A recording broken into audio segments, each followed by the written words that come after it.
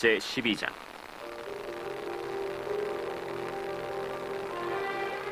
다윗이 기스의 아들 사울로 말미암아 시글락에 숨어 있을 때 그에게 와서 싸움을 도운 용사 중에 든 자가 있었으니 그들은 활을 가지며 좌우 손을 놀려 물매도 던지며 화살도 쏘는 자요 베냐민 지파 사울의 동족인데 그 이름은 이러하니라. 그 우두머리는 아히에셀이요 다음은 요아스이니 기브아 사람 스마의 두 아들이요 또 아스마웨스의 아들 여시엘과 벨렛과 또 브라가와 아나도 사람 예후와 기브온 사람 곧 30명 중에 용사요 30명의 우두머리가 된 이스마야이며 또 예레미야와 야하시엘과 요하난과 그데라 사람 요사밧과 엘루세와 여리못과 부아랴와 스마랴와 하룹 사람 스바디아와 보라 사람들 엘가나와 이시야와 아사렐과 요에셀과 야소부암이며 그돌 사람 여로함의 아들 요엘라와 스바디아더라. 갓 사람 중에서 광야에 있는 요새에 이르러 다윗에게 돌아온 자가 있었으니 다 용사요 싸움에 익숙하여 방패와 창을 능히 쓰는 자라. 그의 얼굴은 사자 같고 빠르기는 산의 사슴 같으니 그 우두머리는 에셀이요 둘째는 오바댜요 셋째는 엘리압이요 넷째는 미스만나요 다섯째는 예레미야요 여섯째는 앗대요 일곱째는 엘리엘이요 여덟째는 요하난이요 아홉째는 엘사밧이요 열째는 예레미야요 열한째는 막반네라. 이 갓 자손이 군대 지휘관이 되어 그 작은 자는 백부장이요 그 큰 자는 천부장이더니 정월에 요단강 물이 모든 언덕에 넘칠 때에 이 무리가 강물을 건너서 골짜기에 있는 모든 자에게 동서로 도망하게 하였더라. 베냐민과 유다 자손 중에서 요새에 이르러 다윗에게 나오매 다윗이 나가서 맞아 그들에게 말하여 이르되 만일 너희가 평화로이 내게 와서 나를 돕고자 하면 내 마음이 너희 마음과 하나가 되려니와 만일 너희가 나를 속여 내 대적에게 넘기고자 하면 내 손에 불의함이 없으니 우리 조상들의 하나님이 감찰하시고 책망하시기를 원하노라. 그때 성령이 30명의 우두머리 아마셀을 감싸시니 이르되 다윗이여 우리가 당신에게 속하겠고 이새의 아들이여 우리가 당신과 함께 있으리니 원하건대 평안하소서. 당신도 평안하고 당신을 돕는 자에게도 평안이 있을지니 이는 당신의 하나님이 당신을 도우심이니이다. 다윗이 그들을 받아들여 군대 지휘관을 삼았더라. 다윗이 전에 블레셋 사람들과 함께 가서 사울을 치려 할 때에 므낫세 지파에서 두어 사람이 다윗에게 돌아왔으나 다윗 등이 블레셋 사람들을 돕지 못하였음은 블레셋 사람들의 방백이 서로 의논하고 보내며 이르기를 그가 그의 왕 사울에게로 돌아가리니 우리 머리가 위태할까 하노라. 다윗이 시글락으로 갈 때에 므낫세 지파에서 그에게로 돌아온 자는 아드나와 요사밧과 여디아엘과 미가엘과 요사밧과 엘리후와 실르데이니 다 므낫세의 천부장이라. 이 무리가 다윗을 도와 도둑대를 쳤으니 그들은 다 큰 용사여 군대 지휘관이 됨이었더라. 그때 사람이 날마다 다윗에게로 돌아와서 돕고자 하매 큰 군대를 이루어 하나님의 군대와 같았더라. 싸움을 준비한 군대 지휘관들이 헤브론에 이르러 다윗에게로 나와서 여호와의 말씀대로 사울의 나라를 그에게 돌리고자 하였으니 그 수효가 이러하였더라.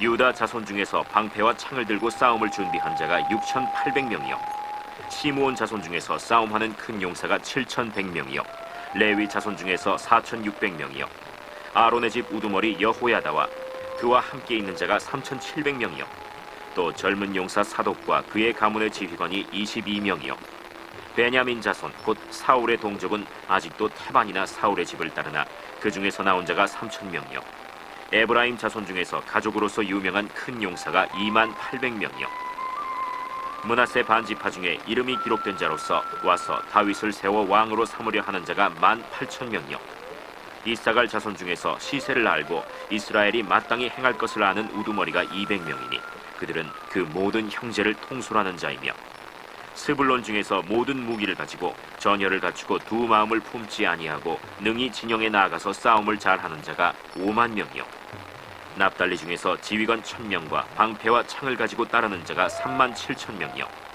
단 자손 중에서 싸움을 잘하는 자가 28,600명이요 아셀 중에서 능히 진영에 나가서 싸움을 잘하는 자가 40,000명이요 요단 저편 르우벤 자손과 갓 자손과 므낫세 반지파 중에서 모든 무기를 가지고 능히 싸우는 자가 12만 명이었더라.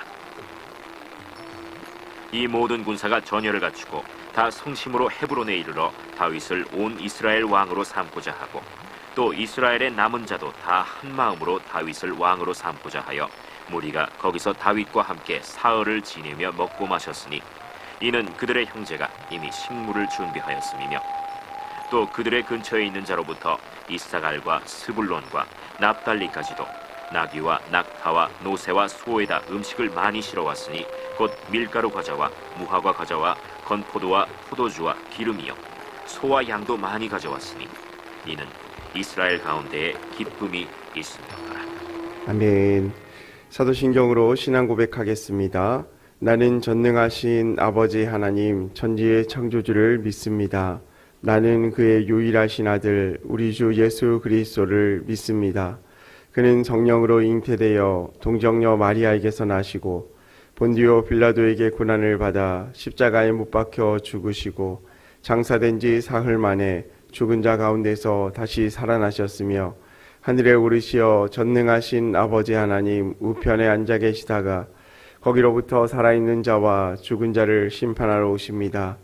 나는 성령을 믿으며 거룩한 공교회와 성도의 교제와 죄를 용서받는 것과 몸의 부활과 영생을 믿습니다. 아멘. 다 함께 찬송가 323장 찬양하겠습니다. 찬송가 323장입니다.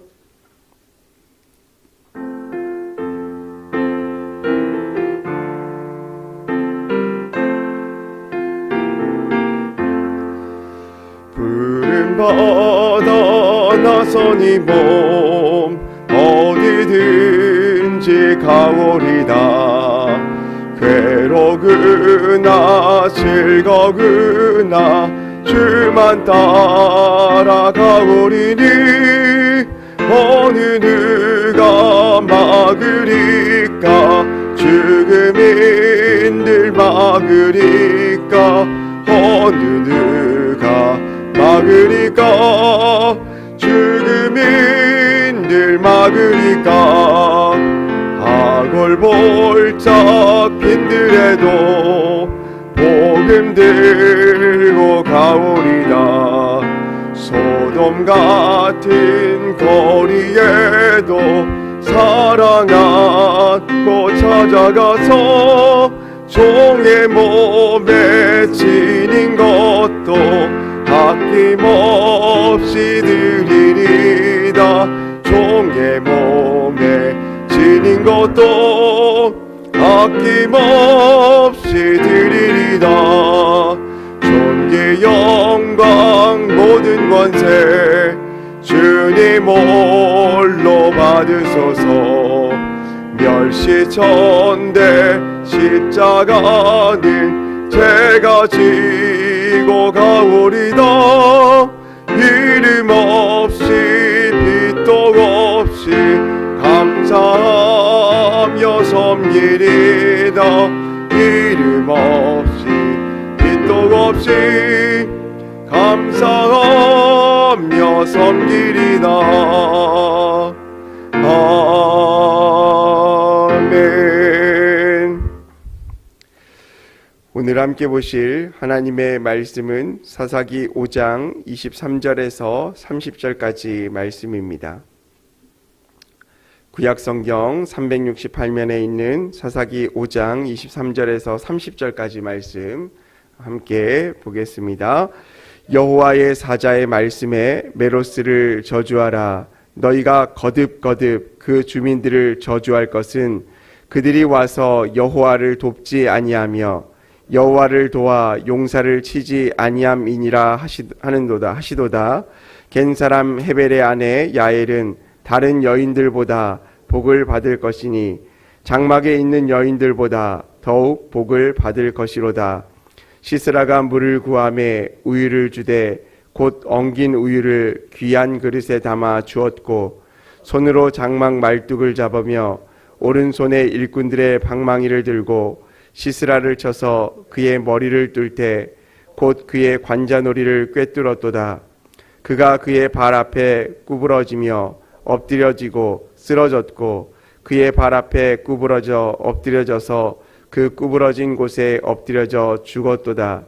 시스라의 어머니가 창문을 통하여 바라보며 창살을 통하여 부르짖기를 그의 병거가 어찌하여 더디어 오는가 그의 병거들의 걸음이 어찌하여 늦어지는가 하매 그의 지혜로운 시녀들이 대답하였고 그도 스스로 대답하기를 그들이 어찌 노량물을 얻지 못하였으랴 그것을 나누지 못하였으랴 사람마다 한두 처녀를 얻었으리로다.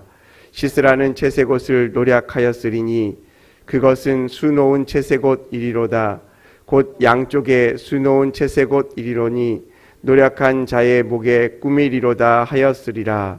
아멘. 예물 봉헌하겠습니다. 감사원금 양은영 권사님 무명으로 감사원금 드렸습니다. 1000번째 예물 황희돈 집사님, 이승길 집사님 무명으로 2분 드리셨습니다. 김서일, 박예니, 김봉재, 유예림, 김혜자, 유용선, 유준경, 김준우, 김준성, 오선경, 김유신, 장진혁, 장규식, 김정욱, 장진용 성도님 1000번째 예물 드렸습니다. 기도합니다. 하나님 아버지 감사합니다. 오늘도 하루의 첫 시간 주님께서 생명 주셔서 우리의 생명의 주관자 되어주신 하나님 앞에 예배하며 나아갈 수 있도록 은혜 베풀어 주심에 감사합니다. 하나님을 바라보며 믿음으로 나온 이 자리 주의 말씀 듣는 자리입니다. 하나님께서 말씀하여 주시고 은혜 주시고 하나님의 뜻을 보여 주옵소서. 특별히 주님 앞에 나오며 간절한 기도 제목을 적어 주 앞에 예물 올려드린 손길들이 있습니다. 하나님 이 예물을 기뻐 받아주시고 주님의 귀한 일 가운데 사용하여 주시고 하나님께서 그 기도의 제목들을 들으시사 신실하게 응답하여 주옵소서. 또한 이 아침에 간절한 마음으로 주 앞에 나와 기도하는 성도님들 한 분 한 분 기억하여 주시고 그 기도의 제목 위에 주님께서 함께하여 주셔서 삶 가운데 크고 비밀한 일을 발견할 수 있도록 주님 인도하여 주옵소서. 특별히 하나님 담임 목사님 안식월 가운데 출타 중에 계십니다. 그곳 가운데 사역도 여러 가지가 있는데 주님께서 사역의 현장 가운데 은혜 주시고 지켜주시옵소서. 또한 교회를 지켜주셔서 무더운 여름 우리 환우들을 지켜주시고 또 우리 교우들을 지켜주셔서 온열질환 걸리지 않도록 도와주시고 매일의 삶 가운데 주님께서 주신 풍성한 삶으로 은혜 받게 하여 주옵소서. 이 시간 말씀을 나눕니다. 은혜 받게 하여 주시고 깨닫게 하여 주시고 우리 마음의 결단, 삶의 결단이 이루어지는 귀한 시간 되게 하여 주옵소서. 감사드리며 사랑이 많으신 예수님의 이름으로 기도합니다. 아멘. 오늘 사사기 5장 23절에서 30절 말씀을 가지고 우리 나는 누구 편에 설 것인가 라는 제목으로 하나님의 말씀을 좀 나누려고 합니다. 우리 사람들은 그렇게 얘기하죠. 줄을 잘 서야 된다. 여러분 줄을 잘 쓰십니까? 사람들은 언제나 줄을 잘 씁니다. 그리고 쓰려고 노력합니다. 나는 줄을 잘 안 쓰는데요. 이렇게 얘기할 수 있지만 쉽게 이야기하면 마트만 가도 줄을 쓰죠. 캐셔가 3군데가 있으면 어디를 서야 내가 빨리 계산할지 봅니다. 근데 가만히 똑똑한 사람들은 줄이 길다고 해서 그게 오래 걸리는 줄이 아님을 압니다. 어떤 줄이 빨리 지나가는 줄이죠? 사람은 많지만 물건이 적으면 그 줄이 빠릅니다. 그래서 요즘은 마트는 소량 구매 전용 창구가 있습니다. 그래서 5개 이하의 물품을 구입하면 그곳에 빠르게 계산할 수 있는 곳이죠. 그래서 내가 어느 줄을 서야 계산을 빨리 할지를 생각하게 됩니다. 그리고 또한 명절이나 또 차 막히는 차량이 있을 때 차선에 어느 차선에 서야 내가 얼마나 많은 차들을 보다 빨리 갈 수 있을지를 계산하고 끼어들기를 하기도 합니다. 그래서 사람들은 인생은 줄서기다라고 얘기하기도 합니다. 내가 어느 줄에 서야 어떻게 살아야 내가 좋은 인생을 살아갈 수 있을지 늘 고민한다는 이야기겠죠. 그런데 사실은 이 줄서기라는 말은 선택이라는 의미입니다. 내가 무엇을 선택하느냐에 따라서 그 결과가 분명히 달라집니다. 그래서 어떤 선택은 우리의 삶의 방향을 결정하기도 합니다. 또 더 나아가 신앙적으로 보면 어떤 선택은 하나님께 쓰임받는 선택이 되기도 한다는 겁니다. 누구에게나 하나님의 부르심이 있지만 그 부르심에 대한 선택을 하느냐 하지 않느냐 그리고 어떤 마음으로 어떻게 선택하느냐에 따라서 하나님께 쓰임받는 인생도 있고 하나님께 버림받는 하나님께 쓰이지 못하는 그런 인생도 있다라는 것입니다. 오늘 드보라의 시가 이제 마지막을 향해서 가고 있는데요. 오늘 25절에서 30절 말씀을 보면 세 부류의 사람이 등장하게 됩니다. 첫 번째는 한쪽 하나님의 일에 무관심한 사람이 등장하고, 또 한쪽은 용기 있게 하나님의 편 여인의 이야기가 등장합니다. 그리고 세상 가운데 어리석은 사람의 모습이 어떤 모습인지에 대한 이 세 부류의 사람에 대해서 등장하게 되는데, 오늘 우리가 이 세 가지를 좀 나눠서 살펴보면서 나는 어느 부류의 사람인가, 그리고 나는 어떤 선택을 하고 있었는가, 그리고 앞으로 나는 어떻게 선택을 해야 되는가, 이 부분들을 좀 살펴보고자 합니다. 오늘 23절부터 보면 메로스라는 사람이 등장합니다. 우리 23절 말씀을 한번 읽어볼까요? 여호와의 사자의 말씀에 메로스를 저주하라. 너희가 거듭거듭 그 주민들을 저주할 것은 그들이 와서 여호와를 돕지 아니하며 여호와를 도와 용사를 치지 아니함이니라 하시도다. 여호와의 사자의 말씀이 메로스를 저주하래요. 근데 단순히 그냥 저주하라가 아니고 어떻게 저주하라죠? 너희가 거듭거듭 확실하게 그들을 저주해야 돼. 왜냐하면 그들은 여호와를 돕지 아니하였고 여호와를 도와 용사를 치지 아니하였다라고 말합니다. 메로스라는 족속이 이스라엘의 공동체 중에 하나였지만 전쟁에 나서지 않았습니다. 그들은 아무 일도 하지 않았습니다. 이들이 하나님을 배반했다는 말도 없고 그냥 참여하지 않았다라고 합니다. 그런데 여호와의 사자가 이스라엘 백성들이 요구하는 것은 무엇입니까? 거듭거듭 그를 저주하라. 왜냐하면 여호와의 전쟁에 참여하지 않았고 함께 용사를 치지 않았기 때문이다라고 이야기합니다. 그저 그들은 사실은 아무 일도 하지 않고 방관했습니다. 가만히 있었습니다. 그런데 하나님은 그들이 여호와를 돕지 않았다라고 이야기합니다. 우리가 여기서 한 가지 깨달아야 될 것은 하나님 나라의 일에는 중립이 없다라는 겁니다. 아니, 나는 방해하지도 않았어요. 나는 반대하지도 않았는데 이게 뭐 내가 방해하는 겁니까? 그냥 단지 나는 그 일에 참여만 하지 않았을 뿐입니다 라고 아마 메로스는 반박할지도 모릅니다. 어쩌면 잘못이 없는 것처럼 보여지죠. 그러나 분명 하나님 나라의 기준은 그 기준이 아니다라는 겁니다. 침묵은 결국 무엇이 됩니까? 방관이 됩니다. 방관은 어떻게 되죠? 결국 하나님 나라 역사의 대적이 되어진다라는 겁니다. 이런 겁니다. 어떤 일을 우리가 공동체를 진행할 때 내 마음은 그게 아니지만 그냥 알아서 해. 나는 반대하지 않아. 그냥 알아서 해요. 알아서.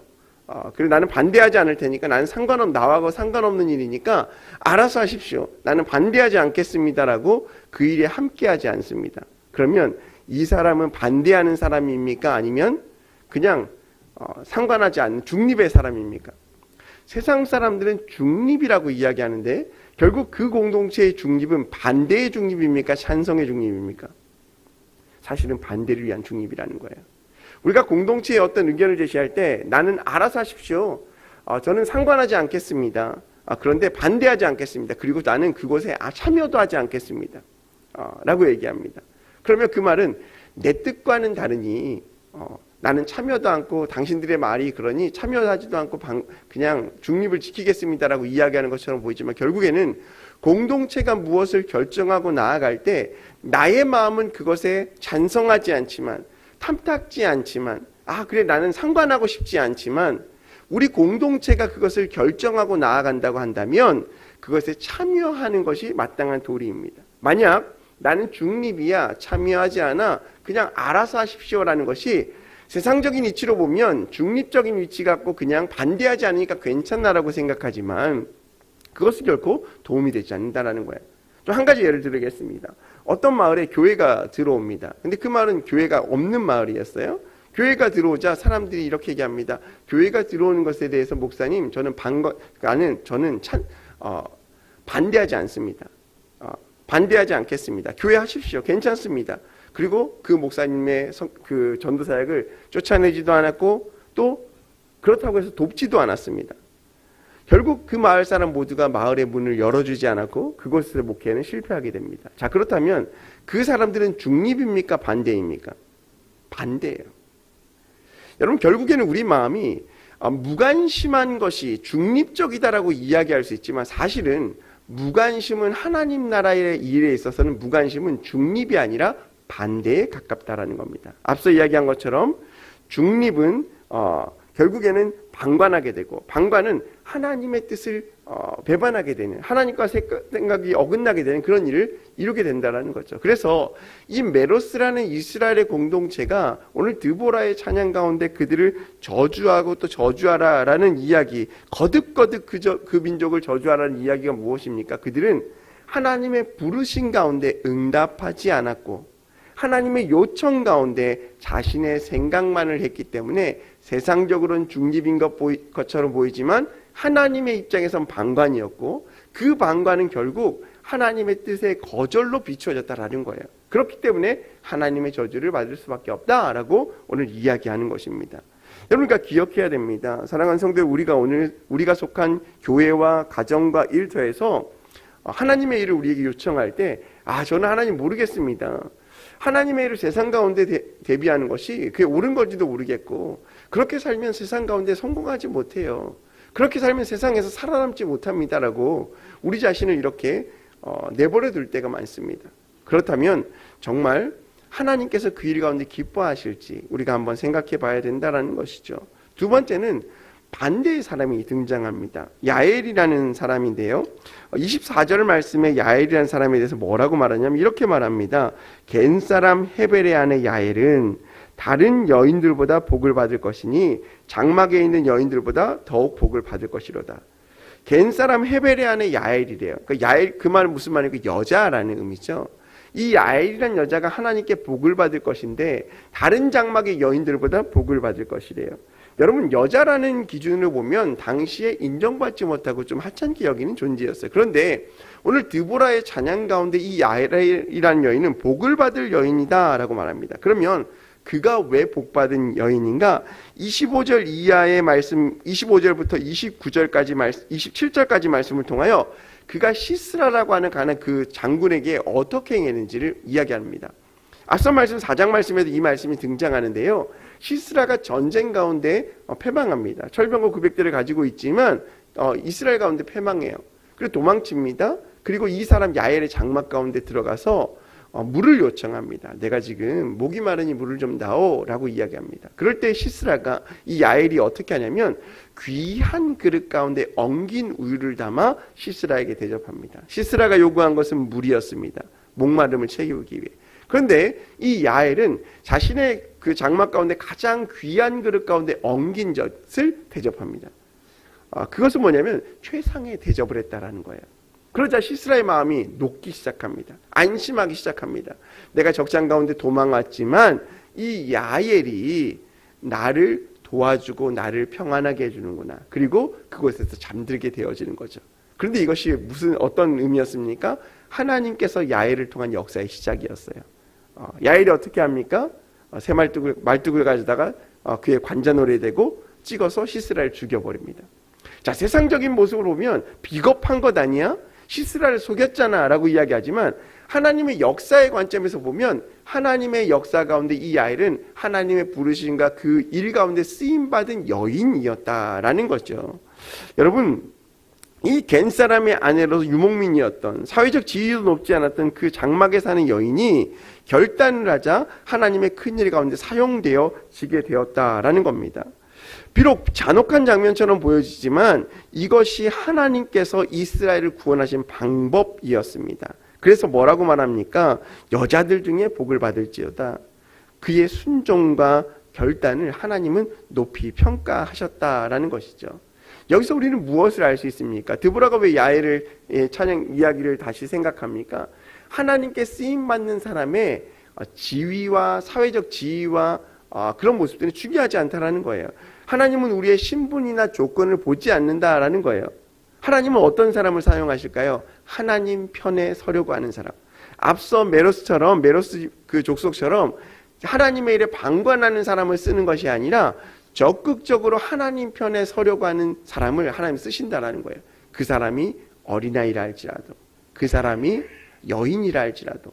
여러분, 오병이어의 기적 현장 가운데 어린아이가 없었다면 그 기적은 일어나지 않아요. 어린아이의 도시락으로 시작되지 않습니까?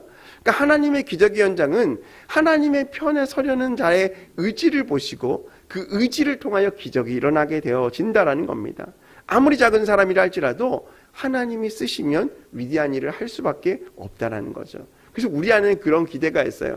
나의 능력, 나의 어떤 능력치는 세상 가운데 너무나 부족하지만 하나님께 붙잡힌 바 되어지면, 하나님께서 부족한 나를 쓰시게 되어지면 하나님의 나라의 불쏘시개라도 될 수 있지 않을까라는 고백을 하게 되는 거죠. 하나님이 나를 사용하게 되면 그때부터는 나의 능력이 아니라 나를 통한 하나님의 능력이 나타나기 때문이에요.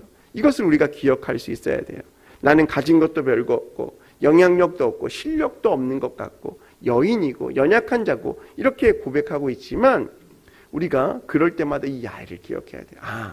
나의 역할, 나의 사회적 위치, 나의 어떤 영향력이 중요한 것이 아니라 내가 지금 하나님의 영향력 안에 있는가, 하나님께 붙잡힘 받고 있는가, 이것이 우리의 삶에 쓰이는 가장 귀중한 조건이라는 사실들을 우리가 기억했으면 좋겠습니다. 그래서 하나님은 분명히 말씀합니다. 결단한 사람, 하나님 편에 서는 사람을 쓰신다라는 겁니다. 그리고 마지막 세 번째 사람은 이 오늘 야엘에게 죽음을 당했던 시스라 장군의 어머니가 등장합니다. 그 어머니가 기다리죠. 누구를 기다릴까요? 전쟁에 나갔던 아들을 기다려요. 근데 그 기다림은 설레임과 기쁨이 있어요. 왜 그렇습니까? 이미 철병거 가운데 시스라는 한 번도 실패한 적이 없어요. 그래서 전쟁 가운데 매일 승리를 경험하는 그 아들을 기다리면서 기쁜 마음으로 기다리는 거예요. 오늘은 아들이 무엇을 가지고 올까? 오늘은 아들이 얼마나 큰 승리의 기쁨을 나에게 전할까? 얼마나 많은 여인들을 누락질해 올까? 이런 고백을 한다는 거예요. 보면, 근데 시스라의 어머니가 이제 고백하죠. 28절 말씀에 보면 뭐라고 말합니까? 시스라의 어머니가 창문을 통하여 바라보며 창살을 통하여 부르짖기를 그의 병거가 어찌하여 더디오는가? 그의 병거들의 걸음이 어찌하여 늦어지는가? 걱정하고 있어요. 오늘따라 늦어지는구나 아들이. 그의 병거 소리가 들릴만한데 절병거 소리가 들려야 되는데 왜 들리지 않는가 걱정하는 거예요. 그러자 그의 시녀들이 얘기합니다. 그리고 시스라의 어머니도 당연히 그렇게 29절에 생각합니다. 그러면 30절에 뭐라고 말합니까? 그들이 시스라가 어찌 노량물을 얻지 못하였으랴, 그것을 나누지 못하였으랴, 사람마다 한두 처녀를 얻었으리로다. 시스라는 채색옷을 노략하였으리니 그것은 수놓은 채색옷이로다. 곧 양쪽에 수놓은 채색옷 옷이리니 노략한 자의 목에 꾸미리로다 하였으리라. 무슨 말입니까? 어머니는 비록 아들이 전쟁 가운데 그 병거가 늙고 있지만 기대감이 있어요. 어떤 기대감이에요? 반드시 승리했을 거라는 거예요. 지금까지 한 번도 져본 적이 없다라는 거예요. 많은 것을 노력하였고 처녀를 얻었을 것이고 채색옷을 노력하여서 많은 것을 가지고 올 거야 라는 설레임과 기대감이 있어요. 그런데 여러분, 이 기대가 결국은 무엇으로 무너집니까? 아들의 죽음으로 이어지는 거예요. 여러분, 헛된 기대를 가지고 있는 거죠. 여러분, 어머니의 입장으로 보면 허망한 일이에요. 여러분, 이 여인 시스라의 어머니의 고백을 보면 당연히 기대하는 마음이 있지만 결국 그것은 무엇입니까? 알 수 있는 건 무엇입니까? 하나님을 대적하는 자의 끝이 얼마나 비참한가를 보여주고 있습니다. 어머니는 아들의 그 일에 대해서 전혀 생각하지 못한 죽음을 맞이하는 거예요. 그리고 시스라는 하나님을 대적하자 야엘이라는 여인의 손에 멸망당하고 죽임을 당한 허무함을 경험하게 되어집니다. 여러분, 세상의 권세가를 가지면 모든 것을 가진 것처럼 생각합니다. 세상의 명예를 가지면 세상의 모든 사람들이 나에게 머리를 숙일 것이라고 생각합니다. 그런데 명예는 오래가지 않아요. 세상의 권세는 오래가지 않아요. 여러분, 우리가 처한 정치적 현실을 봐도 많이 그렇지 않습니까? 무엇이 옳은지 무엇이 그른지 시시때 때마다 달라져요. 그리고 권세를 잡은 자들도 시시때 때마다 선거 때마다 바뀌어지지 않습니까? 여러분, 오늘의 세상의 영광도 권세도 모두 이와 같습니다. 우리가 붙들고자 하는 것이 그렇기 때문에 무엇을 붙들어야 할지 우리는 생각해 봐야 됩니다. 내가 무엇을 선택하고 누구 편에 서고 어떤 것을 붙잡고 살아가야 할지 분명 신앙인들 가운데 가치와 기준이 서 있어야 합니다. 여러분, 우리는 무엇을 붙들고 누구 편에 어떤 선택을 하는 사람이어야 됩니까? 바로 하나님을 붙들고 하나님 편에 서서 하나님의 말씀 가운데 선택을 하는 저와 여러분이 되어야 할 줄로 믿습니다. 여러분, 오늘 우리는 세 부류의 사람을 보았죠. 메로스라는 족속을 통하여서 하나님 편에 서기를 거부하고 방관하는 자들의 모습을 보았습니다. 그리고 또한 야엘을 보았습니다. 작은 자였고 여인이었고 연약한 자였지만 순종함으로 하나님의 도구가 된 사람을 보았습니다. 그리고 세상의 자랑을 붙들고 세상의 자랑인 아들과 권세를 붙들었던 그 시스라의 어머니의 허망한 모습을 우리는 살펴보았습니다. 그렇다면 여러분, 우리는 메로스 같이 세상과 하나님께 그냥 방관하는 사람이 되고 싶습니까? 아니면 작지만 야엘처럼 순종함으로 하나님께 칭찬받는 사람이 되고 싶습니까? 아니면 세상의 허무함을조차 자식이 잘 되고 자녀에게 대한 기대를 가지고 세상 가운데 명예를 쫓아 살아가고 싶은 그런 시스라의 어머니와 같은 삶을 살아가고 싶으십니까? 선택은 우리의 몫입니다. 오늘 하루의 삶을 살아갈 때도 하나님은 우리를 부르시고 우리를 통하여 역사를 이루어가기 원하십니다. 비록 작은 일이지만 나 같은 작은 자를 통하여 그 작은 일에 하나님께서 사용하시면 하나님의 큰 일이 된다는 사실들을 기억하고 세상 편이 아닌 하나님 편에 서서 세상을 붙잡는 것이 아닌 하나님을 붙잡고 승리할 수 있는 저와 여러분의 삶이 되시기를 주님의 이름으로 소망합니다. 우리 시간 함께 기도하겠습니다. 금주의 기도 제목 가지고 기도합니다. 합력하여 선을 이루시는 하나님만 바라보게 하소서. 교회와 담임 목사님을 위해서, 성도들의 가정과 환우들을 위해서, 연일 무더운 날씨 가운데 온열 질환자들이 계속 증가하고 있다고 합니다. 우리 성도님들 건강을 위해서 특별히 기도해 주시고, 특별히 혼자 계신 우리 성도님들 건강을 위해서도 특별히 기도해 주시기 바랍니다. 담임 목사님 출사 중이신데 교회 안녕을 위해서 기도해 주시고, 교회와 담임 목사님과 우리 성도님들을 위해서 또 오늘 말씀을 기억하시면서 내가 늘 하나님 편에 서겠습니다. 부족하지만 하나님의 귀한 도구가 되고 싶습니다라는 고백을 가지고 우리 시간 주여 삼창하시고 함께 개인의 기도 제목으로 기도하며 나아가겠습니다. 함께 기도합니다. 주여, 주여, 주여. 하나님 감사합니다. 하나님께서 오늘도 우리의 삶을 지키시고 인도하여 주시며 아버지 믿음으로 이끌어 주시니 감사합니다. 우리의